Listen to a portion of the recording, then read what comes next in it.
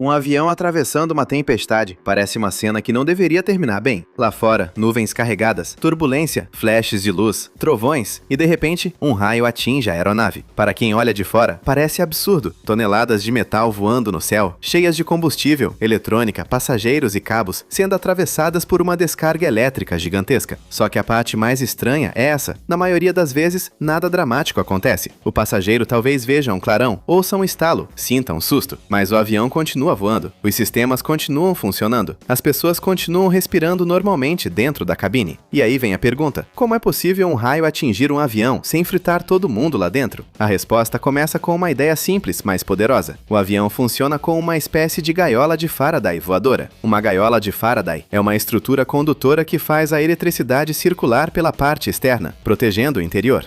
É por isso que, dentro de um carro atingido por raio, o lugar mais seguro não é por causa dos pneus de borracha, como muita gente pensa. É porque a estrutura metálica conduz a corrente ao redor de quem está dentro. No avião acontece algo parecido, só que em escala muito mais sofisticada. Quando um raio atinge uma aeronave, ele normalmente entra por um ponto, como o nariz, a asa ou alguma extremidade. Percorre a parte externa da fuselagem e sai por outro ponto, geralmente na cauda ou em outra extremidade. A eletricidade não precisa atravessar os passageiros, porque encontra um caminho muito melhor: a superfície condutora do avião. Pensa em água escorrendo por fora de uma garrafa. Se a garrafa está fechada, a água passa pela parte externa e não entra no interior. Com a eletricidade, a lógica é parecida, mas em vez de água, estamos falando de corrente elétrica buscando o caminho de menor resistência. A fuselagem metálica, as conexões condutoras e os sistemas de proteção são projetados para oferecer esse caminho externo.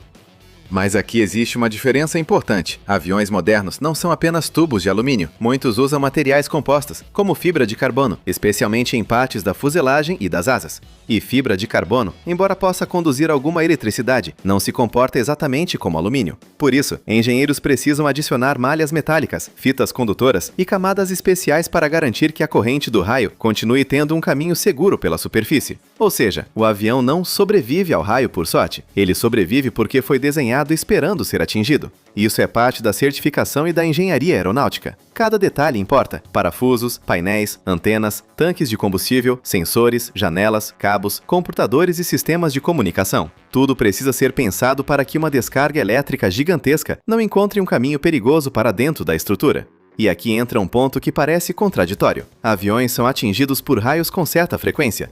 Não é um evento impossível. Aviões voam em altitudes onde tempestades, gelo, nuvens carregadas e diferenças elétricas podem se formar. Muitas vezes, a própria presença do avião pode ajudar a iniciar a descarga, porque ele atravessa regiões com campos elétricos intensos. Então não é só o raio procurando o avião. Às vezes, o avião entra em um ambiente elétrico tão carregado que se torna parte do caminho da descarga. Agora imagine a cena do ponto de vista da física. Um raio é uma tentativa violenta da atmosfera de equilibrar cargas elétricas. Existe uma diferença enorme de potencial entre regiões da nuvem, entre nuvem e solo, ou entre partes diferentes do ambiente. Quando essa diferença fica grande demais, o ar, que normalmente é isolante, deixa de segurar. Ele se ioniza, vira um caminho condutor por uma fração de segundo, e a corrente passa. Se um avião está no meio desse caminho, ele não precisa explodir. Ele vira uma ponte temporária. A descarga entra, percorre a parte externa e sai.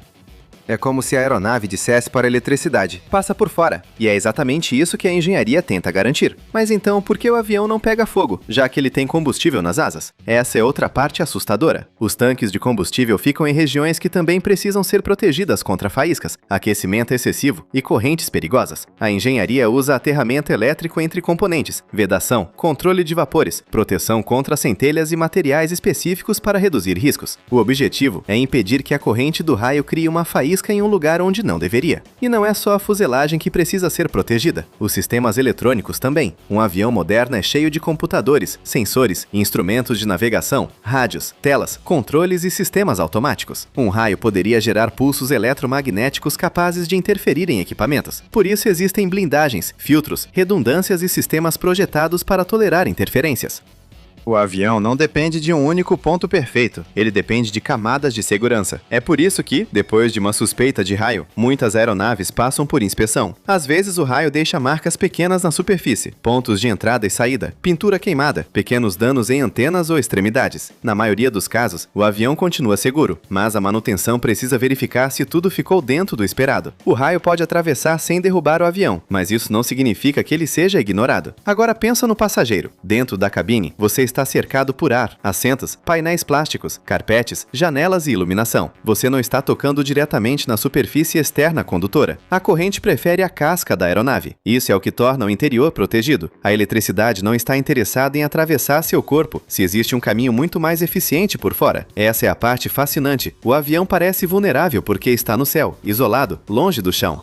Mas para um raio, ele não precisa estar aterrado do jeito que uma casa está. A descarga não precisa necessariamente ir para o solo naquele instante. Ela precisa completar um caminho entre regiões de cargas diferentes. O avião pode fazer parte desse caminho e ainda assim proteger quem está dentro, porque a corrente circula pela superfície. A ideia de para-raios voador faz sentido justamente por isso. O avião não é um para-raios no sentido de proteger uma cidade ou atrair raios de propósito, mas ele é projetado com uma estrutura capaz de receber, conduzir e liberar uma descarga elétrica, sem transformar a cabine em perigo. Ele não evita completamente o raio, ele administra o raio. E essa é uma das coisas mais impressionantes da aviação. A segurança não vem de impedir que tudo dê errado, vem de aceitar que algumas coisas vão acontecer e construir o sistema para sobreviver a elas. Motores podem falhar, sensores podem discordar, turbulência pode aparecer, raios podem atingir a fuselagem.